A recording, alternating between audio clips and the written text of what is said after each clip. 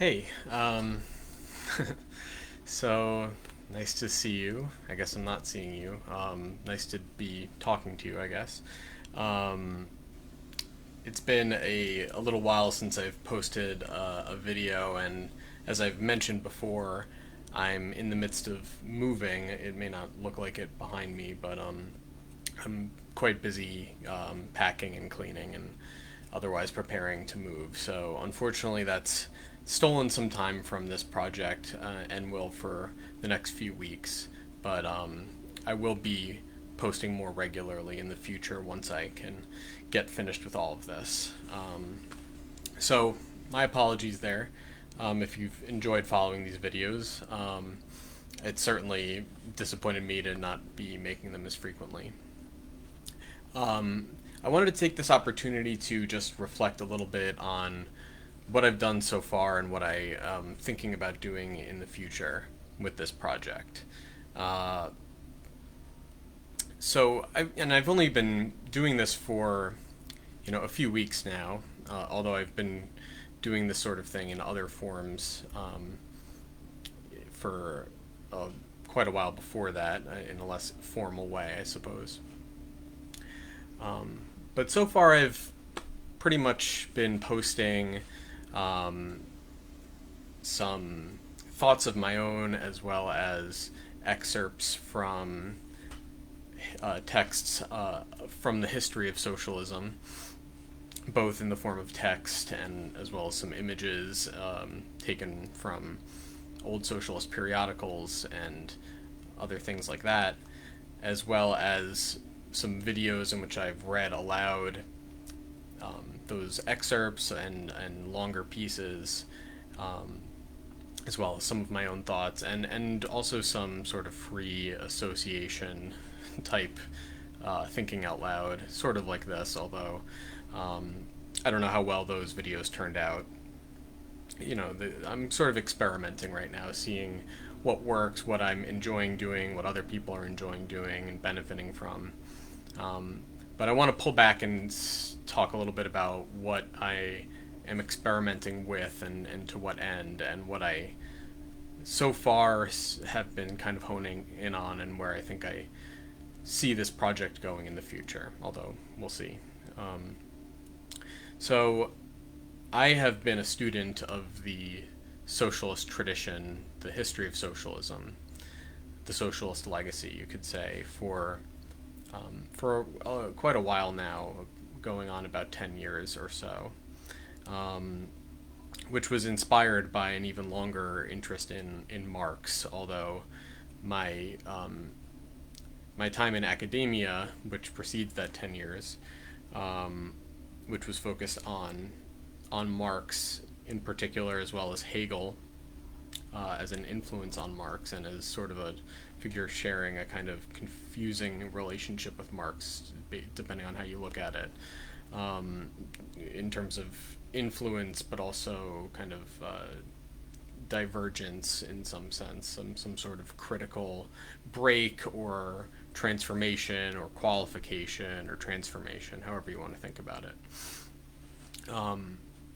and I pursued an understanding of them in academia, but that was more in the context of philosophy, and unfortunately, that was specifically in the context of 20th century philosophy, 20th century French philosophy, to be most specific, which I did not ultimately find to be a very rewarding endeavor, thanks in part to my interest, growing interest in Frankfurt School critical theory, the work of Adorno and Horkheimer, and especially Walter Benjamin. But then subsequently, my exposure and interest in, and then ultimate joining of the Platypus Affiliated Society, which I've spoken about before. If you're not familiar with it and you're interested in left politics, both historical and contemporary, it's a project that I highly recommend you engage with. whether by reading their news, or I should say our newspaper, the Platypus Review, which comes out monthly. You can find that on our website, platypus1917.org, as well as various events, mostly digital these days due to the quarantine, which you can find out on various social media sites related to platypus on Facebook and Twitter, as well as on the website itself. Um, so I definitely recommend platypus reading groups and public fora and the publications. Um, uh, and there's recordings of past events and so on. It's a very rewarding project, but it has a focus a little bit different than what I'm trying to do with this project. This project grows out of an interest in the history of socialism that took over after I kind of grew disillusioned with a philosophical grappling with Marx as a kind of philosophically revolutionary figure. I think there's certainly reason to see him that way, but I don't think that's what's most interesting about Marx, and that's the conclusion I ultimately came to as I kind of gave up on my academic aspirations to study philosophy and teach philosophy. Um, so I've been doing that in a kind of amateur capacity and not an especially disciplined manner in that roughly 10-year period since then. Um, and I've definitely learned a lot, but there are certain limits to autodidacticism, especially if one remains kind of consumed with one's own education, uh, indefinitely rather than turning it outwards. I think there's a significant part of the learning process is teaching, which is something that Chris Catrone, a teacher of mine, and the kind of head educator, pedagogue of the Platypus Affiliated Society and founding member of the Platypus Affiliated Society, has taught me. And for that matter, it's limited when there isn't some project beyond simply, grabbing at whatever fragment of what you're studying grabs your attention at a particular moment. I think that there is a certain necessity to discipline that curiosity with some sort of effort to reconstruct the whole in which one's curiosity finds itself immersed, and for that matter, not always satisfied or even stimulated. So I've had a desire to kind of turn this self-education, which, of course is a perilous prospect to begin with. It's very easy to miseducate yourself if you undertake to educate yourself, especially if one doesn't even have, sort of some sort of lucid guidance from more established learners in the field, we could say, who may not for that reason take on a more formal role of teacher. So both to aid my own self-education in on its own terms, as well as to kind of take it to a level beyond that sort of narcissistic closure of indulging one's curiosity. I wanted to make something positive out of this interest of mine in the socialist legacy, and so that initially took the form of maybe writing some sort of work on this history. But I've always had, going back to my days in academia as a student, I've always had a shortcoming in that I find it quite difficult to plan to write on a subject because my plan inevitably inflates to encompass a far broader area of subject matter than it would be reasonable to devote, a modest, you know, sort of achievable piece of writing, in at least within a short term period.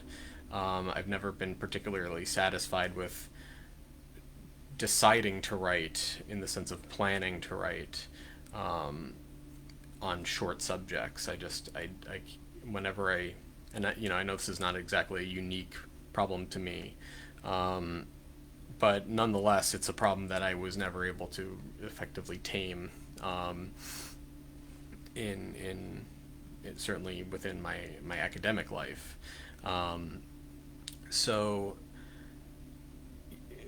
so my plans or my even my just sort of rough sketching of some sort of history of socialism inevitably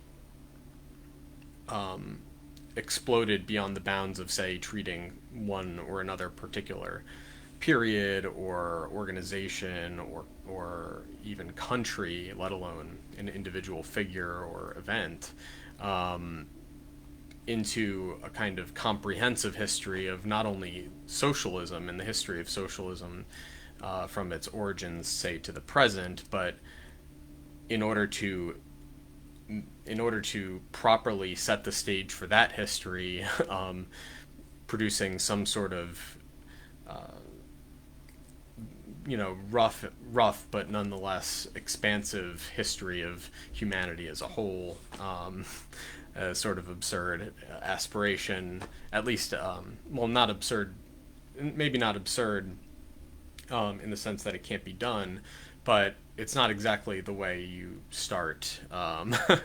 Probably. I mean, I don't know of anyone who has kind of successfully begun with that sort of task rather than working up to it in some manner.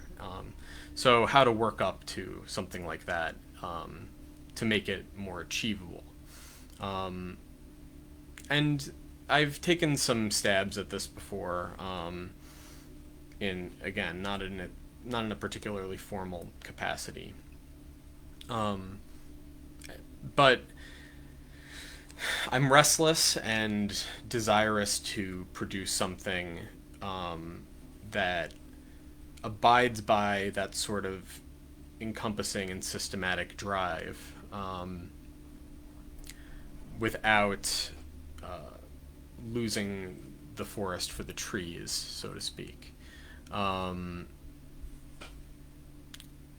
And I don't really know if there's a way of doing that, but it occurred to me that conducting my own education on this subject in a public way might actually benefit at least some others who are likewise curious on this subject.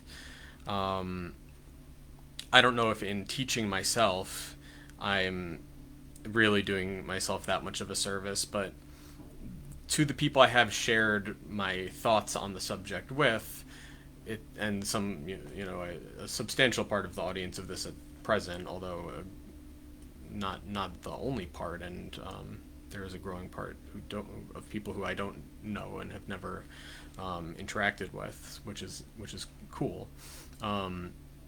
But a significant part of my audience is people that I've already shared some of my thoughts with, and I've gotten a lot of feedback about how helpful they are. So hopefully that's a sign of something, an indication that maybe it's worth doing this self-education in a public way, in a more concerted and earnest manner, rather than sort of privately amongst a relatively restricted group of friends and acquaintances. So, in that spirit, I thought about, essentially as I read through material and think about it, reflect on it, connect it with other things, and draw critical points from the limits of its presentation in particular cases, for example. Um, it might be beneficial to others to go through that process with me. And for that matter, I have always enjoyed reading aloud and have been told, which, to hopefully not stoking my vanity, I've been told that I have a good voice for that sort of thing. So I thought, maybe it would be worth reading through some of this material that I'm privately reading on my own out loud to you on camera. Um, and while I was initially filming these videos and then editing and posting them, I find I'm more likely to actually do it if I just click, click record on the live stream and put it out there right away, and then maybe refine it and repost it later in a more edited down and clarified form. So that's what I'm gonna do, and I've already done a little bit of that. But and what I've read so far has mostly been some works from Hal Draper and Monty Johnstone to New Left figures, although they weren't children of the New Left. They were sort of, or at least Draper. I don't know as much about Johnstone, but Draper was kind of an old leftist who became a mentor for the New Left. But some works of theirs that are especially helpful and clarifying for me in orienting myself within this history, in making sense of it, that I thought might also be helpful as sort of prefaces, prefatory materials to this endeavor. So, and there were a few other pieces by Draper I wanted to read, and I am still, and hopefully later today we'll be producing another installment of the making a video series in which I read through Draper's 5-volume magnum opus, Karl Marx's Theory of Revolution. I'm doing that on this project's Patreon page, so if you're interested in hearing me read through that and following along with it, and discussing it if you'd like, you can find that on my Patreon page, patreon.com/socialistlegacy, and you get access to it for a subscription as low as $1 a month. So if you can afford that, or even more if you'd like, I'm not, I would appreciate anything, and I'd appreciate you just watching and not giving me anything as well. So, that's just, I figured since people wanted to do that and told me they wanted to do that, I would give them the opportunity, and I might as well do a little something extra. So I am still doing that. But now, rather than continuing with Draper, I might come back to some of his other shorter works in the future. I wanted to kind of push forward with the more substantive aspect of what I wanted to do. And that includes a few different things. So I have a huge mass of text, many of which I've read, or at least read some of, but many of which I haven't read yet. And some of them that I've read I want to reread. So I thought I would go through those, and some of those are primary sources from the history of socialism. Some of those are secondary sources about it, and produced in different periods that have their own, unique reflection in the perspective of the source, the secondary source, the person reflecting on the history. So I wanted to read through some of those, and I thought about taking that one text at a time, but I'm really a bit, maybe undisciplined or even schizophrenic in my reading habits, where I tend to read through multiple different texts at once and jump around between them. And so I might do that. I'll try to be restrained and disciplined, and I definitely want to produce complete series of the things I'm reading rather than leave off and forget about them. But I have a small stack of books here that I'll probably go through a few at a time. reading through them on video on these live streams, which, I can only do them sporadically at the moment. I've been trying to do them in the morning before I go to work, where I have to do other things, um, you know, day to day living things, chores and errands and so on. Um, and, so I would like to do them at a time that people could watch them if they wanted to watch them live. But we'll see about that, and definitely give me feedback if you have thoughts about that. If you like watching them live or would like to, and when and what's the best way to do that. I'm still trying to figure all that out. And then in addition to those texts, there are various kinds of shorter works. For example, articles and speeches from um, people like Eugene Debs and other members of the Socialist Party of America, from various periodicals produced from within the socialist movement in America, and also other countries as well. Um, Going all the way back to Chartism in Britain in the early 19th century, and the utopian socialists in Britain and France in that period, as well as in America. Um, in the following decades.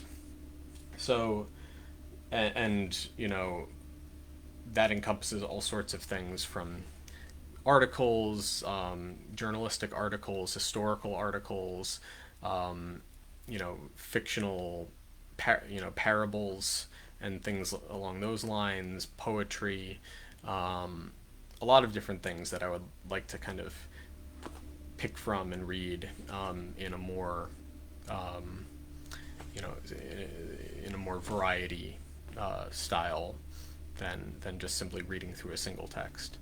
And I've done a little bit of that, and I want to do that in a more sustained fashion. That does take some time to kind of find materials I want to read and curate them in that way.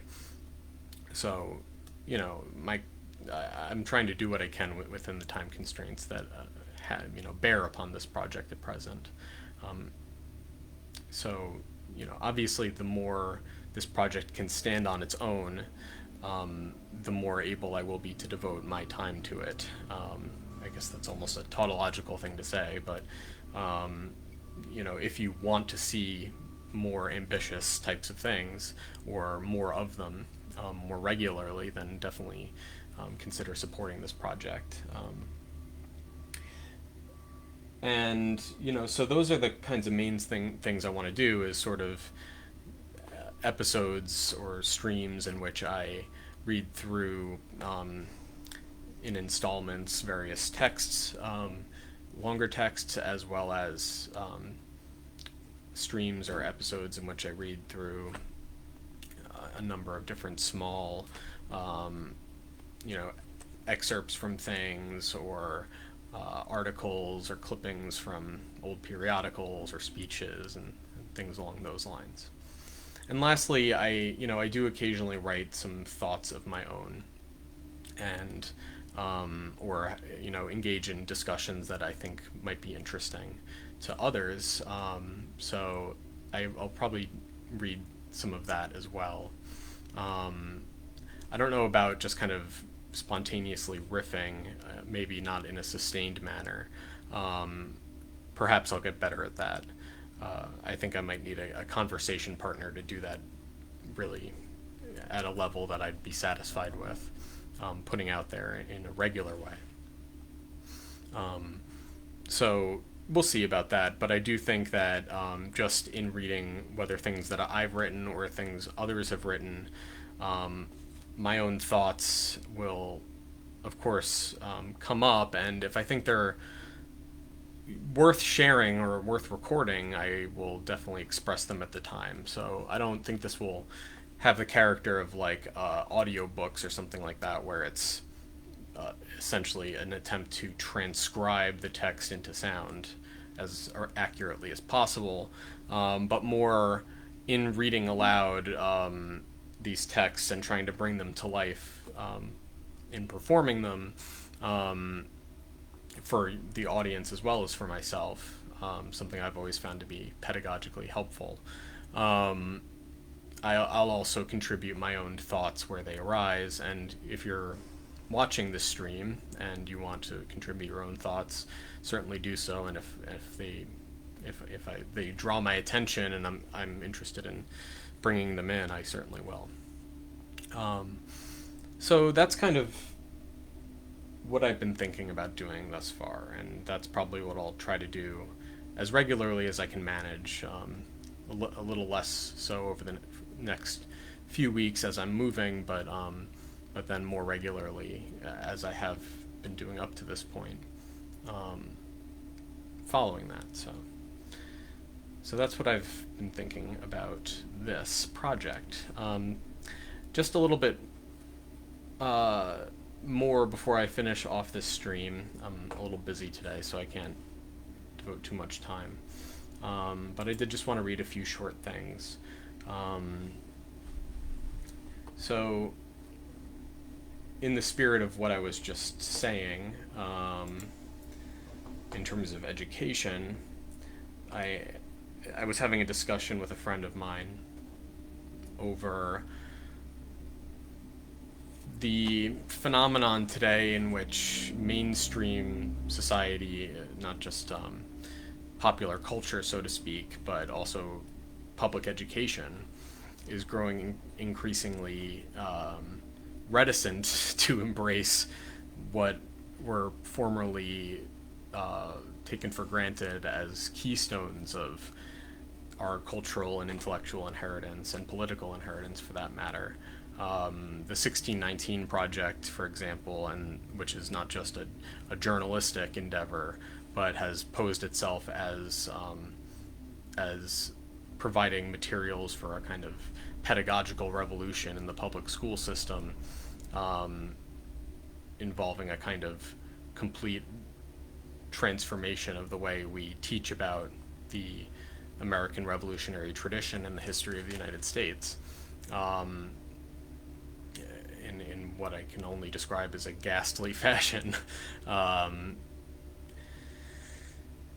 That's one example, but there's also things like the banning of books for various reasons, often because they have some sort of racist association, for example, because they were written during a time when racism was prevalent and they commented upon it or incorporated it into their narratives, like, for example, To Kill a Mockingbird or Huckleberry Finn. And it's not only in the outright banning of books, but also just the neglect of the cultural heritage in favor of petty distractions, essentially, of a more fleeting contemporary nature. So we were discussing this fact that, for example, public schools are going to be increasingly abdicating, and already have been abdicating, the task of transmitting this cultural legacy, this intellectual legacy, this political legacy. And so my response to this was that it will fall to a socialist party to teach the history and classical, artistic, and political expressions of the bourgeois revolution, bourgeois society, the society in which we live. And the question is whether there are any socialists who are up to that task of preserving this legacy and transmitting it, where the official representatives of this society no longer will.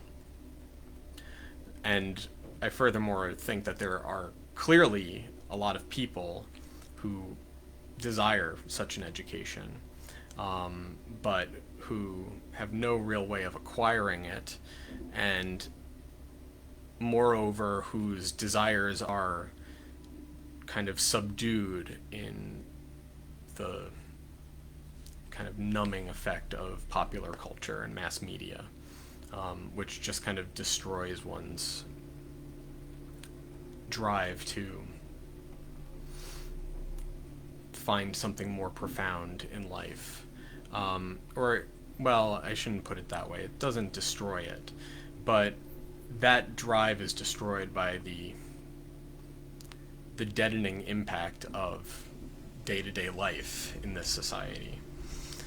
And what mass media does is it provides a kind of substitute in which that quashed desire, that frustrated desire, is just sort of numbed away through mindless repetition and so on. Mindlessness more generally.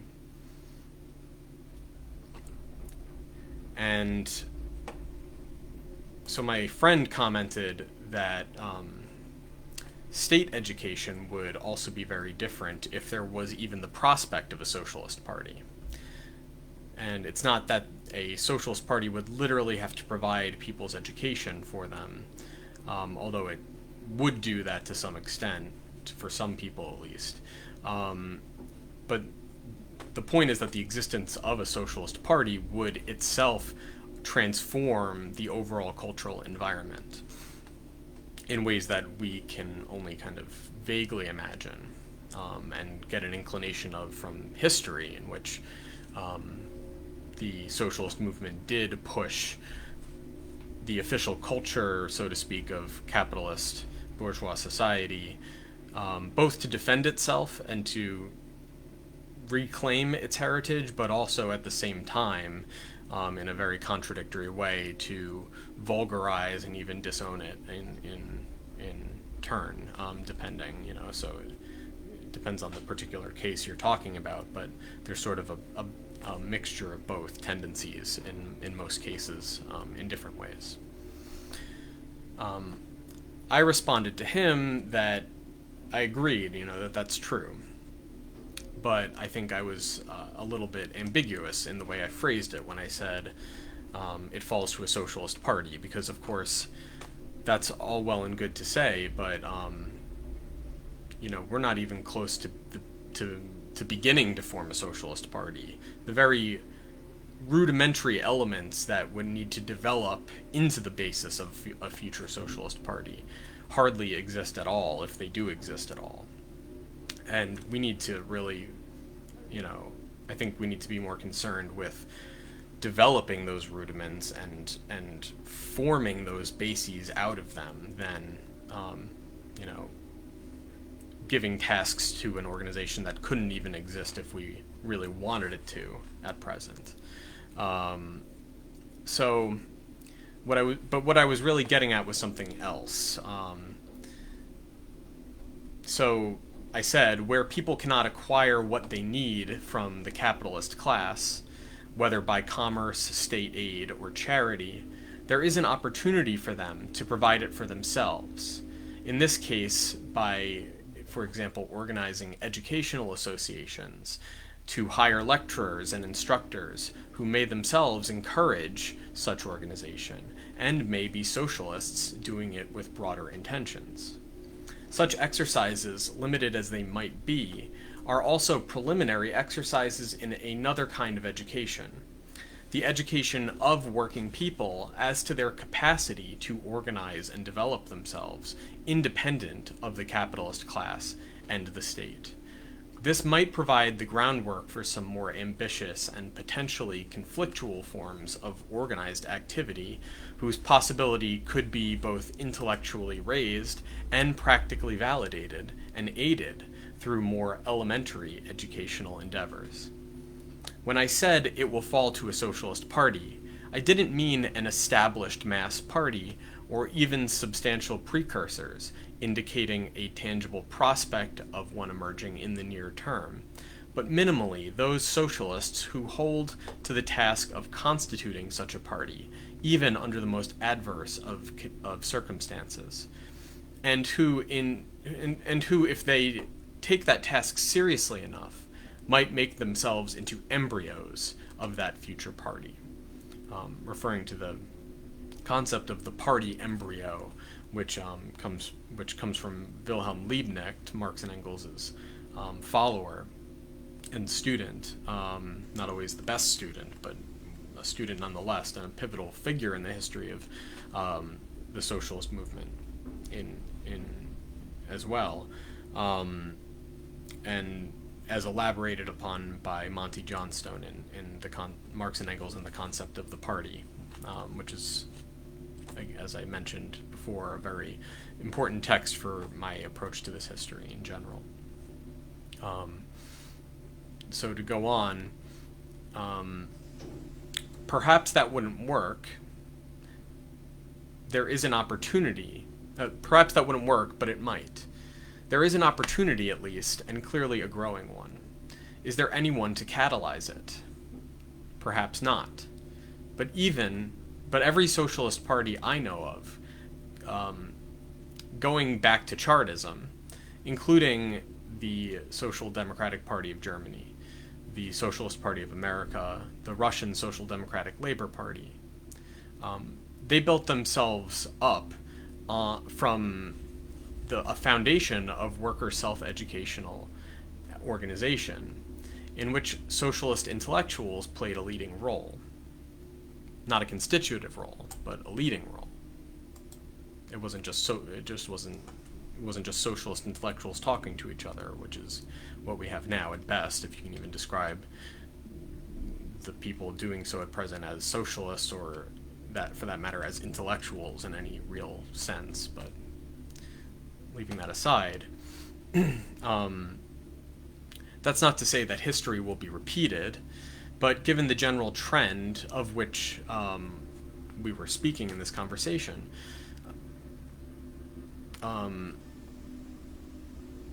I would say that the conditions for some kind of repetition of this pattern of developing working class self-educational organization and socialist intellectuals playing a leading role in that and helping the people participating to understand that what they're doing is not only educating themselves, even if in some relatively meager way, in the content, the subject matter of the educational activity, but in the very form of the activity, they're educating themselves as to what they're capable of doing by organizing among themselves independently rather than relying on the established authorities in society, the owners of capital, and the state that represents them.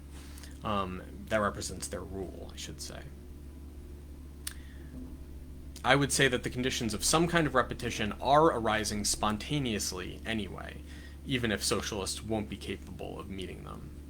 So there is an opportunity here, I think, to meet this demand to know about the great foundations of this society's, our society's cultural inheritance, the keystones, maybe not in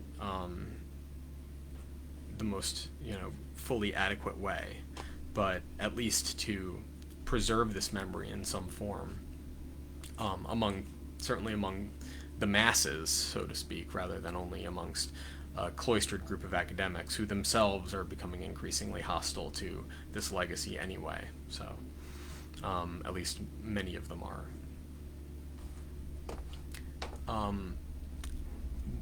While this project is more focused at intellectuals interested in socialism, I do feel it as a kind of preparatory exercise, both in doing it and in helping to educate others, as well as myself, in the subject matter. It is a kind of preparatory exercise, and this is speaking aspirationally, of course, but for something along the lines that I was just describing. And as I mentioned before, I do hope once the kind of COVID mania has subsided and it's possible to have public gatherings again, in which people might attend, without fear. I do plan to try to do some public lecturing, which used to be a cornerstone of the organization of these sorts of educational associations, specifically on the subject of the American Revolutionary tradition, and using that as a way of discussing socialism in a different manner than it usually is discussed among the people outside of this milieu of the socialist movement, so to speak. I hesitate to refer to it as a movement at present. It's more of a stasis amongst a clique of, a minority clique of disgruntled or declassed or otherwise, whatever, intellectuals that feel somewhat alienated from the mainstream of society. So in that spirit, I wanted to read a few things that I just posted earlier today to the Facebook feed of this project. So the first, I'll read it and then explain where it's from. The spirit which has awakened, let me move this to my other screen. The spirit which has awakened pervades and moves the multitude, is that of intellectual inquiry. The light of thought is illumining the minds of the masses. Kindled by the cheap publications, the discussions, missionaries, and meetings of the last 10 years, a light which no power can extinguish, nor control its vivifying influence. For the spark once struck is inextinguishable, and will go on extending and radiating with increasing power. Thought will generate thought, and each illumined mind will become a center for the enlightenment of thousands, till the effulgent blaze penetrates every cranny of corruption, and scare selfishness and injustice from the seats of power. Chartism is an emanation of this spirit. Its aim is the regeneration of all, the subjugation of none. Its objects, as righteous as those of its opponents, are wicked and unjust, are to play its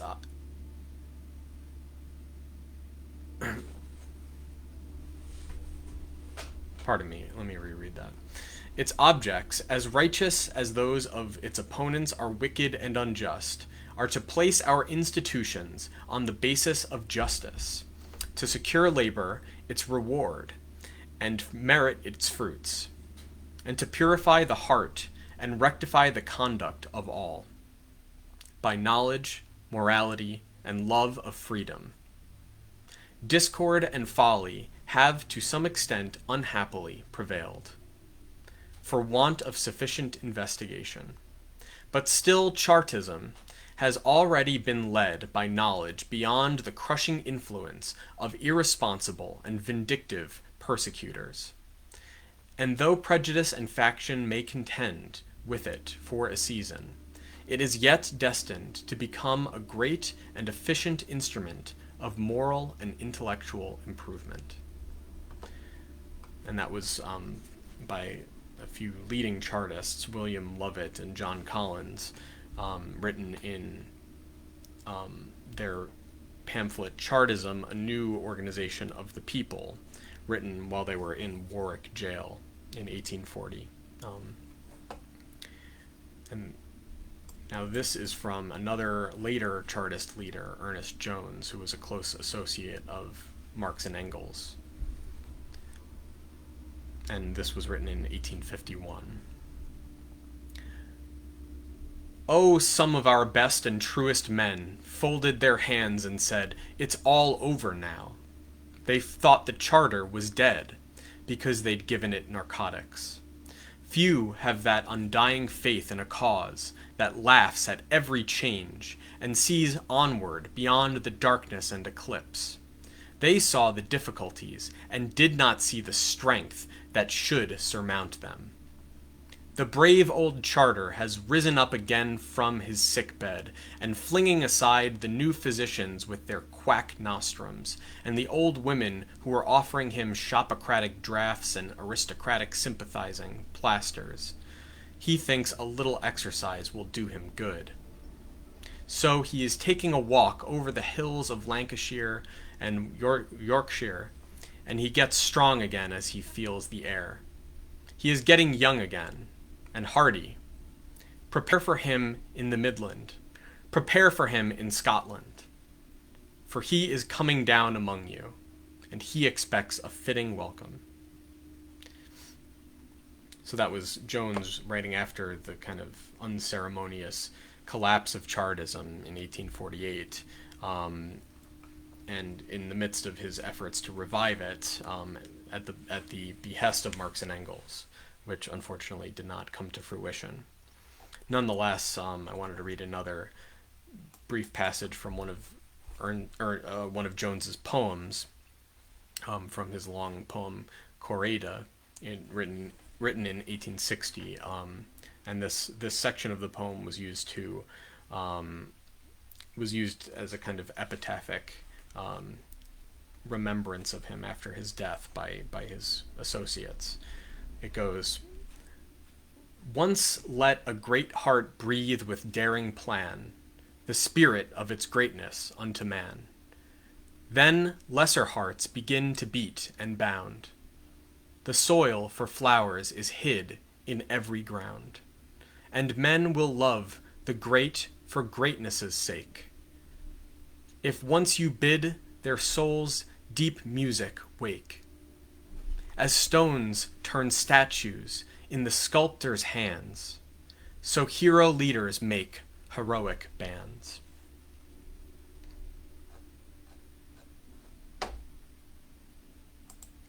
I think I'll leave off there for today. I will try to produce a video tomorrow morning before I go to work. I won't guarantee I'll be able to do that, but I will be posting a little later this afternoon the next video in the series from Draper's Karl Marx's Theory of Revolution over on the Patreon page. So come watch that if you would like, and if you are a subscriber, and if not, I will hopefully see you tomorrow. Thank you.